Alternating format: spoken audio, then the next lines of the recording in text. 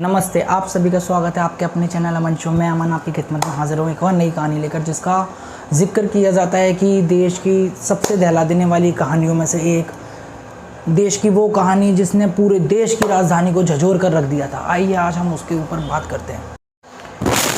दिन 26 अगस्त 1978 नई दिल्ली के दो बच्चे गीता और संजय चोपड़ा अपने घर से radio station, all India radio station के लिए निकले। वो महज अपने घर से दौलतपुरा वाले क्रॉसिंग पर गए। वहाँ पर वो इंतज़ार कर रहे थे गाड़ी का, पर उन्हें गाड़ी नहीं मिली। बहुत तेज़ बारिश हो रही थी उस दिन दिल्ली में, बहुत मूसलाधार बारिश, और बारिश थी। तो वो बच्चे दोनों भाई बहन वो बैठे एक कार में, उस कार में थे। उन बच्चों को पता नहीं था कि उनके साथ आगे क्या होने वाला है, क्या उनके साथ घटना घटित होने वाली है। उन्हें इस बात का बिल्कुल भी अहम नहीं था, बिल्कुल भी उन्हें इस बात का।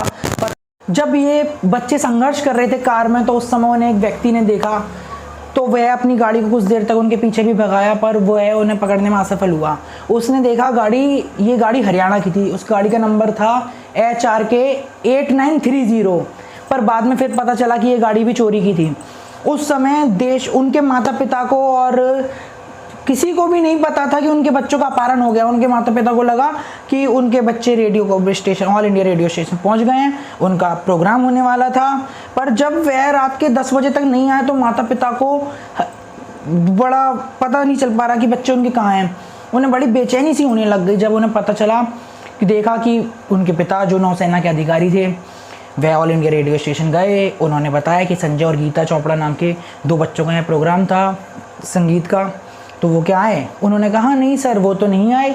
पर जब ये बात पता चली तो पिता बेहद ही ज़्यादा सहम गए। उन्होंने FIR दर्ज कराई, कुछ पता नहीं चल पा रहा था। पुलिस जुट गई जांच करने में, नौसेना के अधिकारी और अफसर भी आ गए। एक रात तक पूरी तफ्तीश हुई, कुछ सबूत हाथ नहीं आ रहा था। देश के अंदर इसका पुरजोर विरोध हो रहा था कि महज 16 साल की बच्ची और 14 साल का बच्चा गायब है। अपने घर से निकले थे कॉनॉट प्लेस के रेडियो स्टेशन के लिए, पर अब तक नहीं मिले। 26 को हुआ अपहरण, 27 की रात तक कुछ पता नहीं चला, 28 तक कुछ पता नहीं चला। 29 की सुबह एक बहुत ही ज़्यादा बुरी खबर आगे मिली कि एक शव मिला एक सुनसान जगह पर। चरवाहा जो होते हैं वो सुबह के वक्त निकल जाते थे अपने घास गैया वगैरह को चराने के लिए। तो जब वह निकले तो उन्हें दिखा कि कुछ शव पड़ा है, वहाँ बदबू आ रही थी।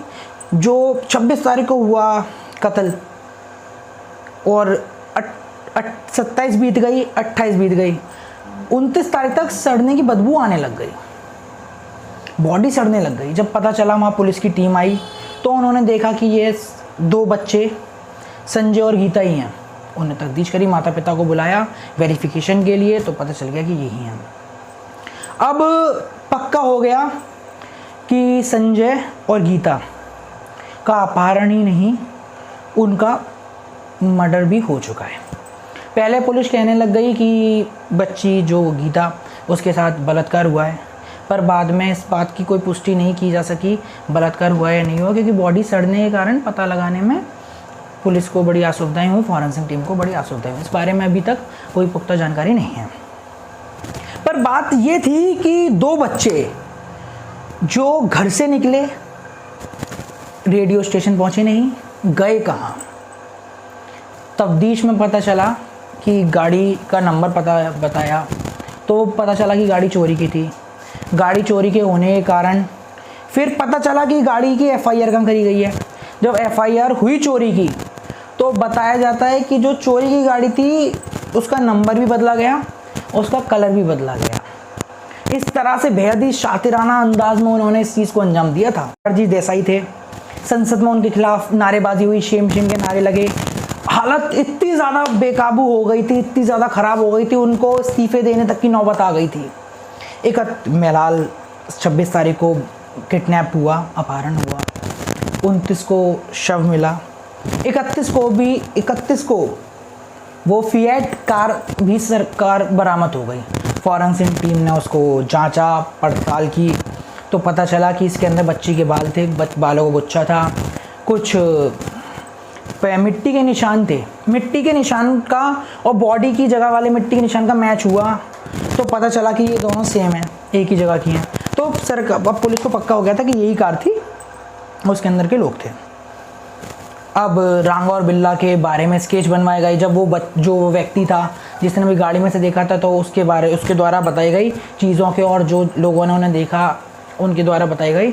तो अब इनके स्केच आर्टिस्ट से स्केच बनाए गए। सारे रेलवे स्टेशंस, पुलिस स्टेशंस और जगह जगह तमाम बस स्टैंड वगैरह पे इनके लगा दिए गए थे। 2000 रुपये का उस समय इनके ऊपर इनाम रखा गया। अब ये इनामी बदमाश हो गए थे। रांगा और बिल्ला आती है, रांगा और बिल्ला मिले कैसे? रांगा और बिल्ला की जो यात्रा थी वो कुछ ऐसी रही कि जब उन्होंने ये सब साजिश को अंजाम दिया तो वो देश को छोड़कर भागना चाहते थे। तो वो भागने के लिए ट्रेन का उन्होंने इस्तेमाल करा। कालका मेल नाम की ट्रेन का इन्होंने इस्तेमाल करा। उसमें जा रहे थे और चढ़े थे जो हमारी देश की सेना है, आर्मी, उसके रिजर्व डिब्बे में चढ़ गए। उसमें से एक सैनिक ने इन्हें पहचान लिया, मिलाए तस्वीर, इन्हें धर दबोचा। फिर बाद में इनसे पूछताछ हुई। पूछताछ के बाद पता चला इन्होंने सारा अपना जुल्म कबूला, और इन्होंने जुल्म में बताया गया कि हम ये सारा काम केवल और केवल फिरौती के लिए ही करना चाहते थे, हमारा उन्हें मानने कोई मकसद नहीं था। पर बात कुछ इस हालत तक बदल गई थी कि उन्होंने ये काम कर दिया। लेकिन बहरहाल इन सब में ये सबसे ज़्यादा बड़ा मोड़ था कि सरकार भी इस बात, जो पुलिस थी, जो प्रशासन था, वो भी इस बात को पता नहीं लगा पा रहा था कि ये क्या फिरौती का चक्कर था या कुछ और वजह थी, क्योंकि जो गीता ने अपने हाथ में अंगूठी पहनी थी वो उसके हाथ में ही थी। इसके सारे सबूतों को मिलान हुआ, ये दोषी करार हुए। सेशन कोर्ट ने भी इन्हें फांसी की सज़ा सुनाई, हाई कोर्ट से भी इन्हें कोई गुहार नहीं मिली, वहाँ भी इन्हें फांसी की सज़ा पहुँचाई। फिर ये सुप्रीम कोर्ट का दरवाज़ा खटखटाया, सुप्रीम कोर्ट में भी इनकी फांसी की सज़ा को मुकर्रर रखा। उस समय इन्होंने अपनी दया याचिका, मर्सी प्रोटेक्शन फाइल करी देश के राष्ट्रपति के सामने, और राष्ट्रपति जी ने भी इसको खारिज करके इनको फांसी की सज़ा सुनाई। दोनों बच्चों के नाम पर ब्रेवियर अवार्ड दिया जाता है।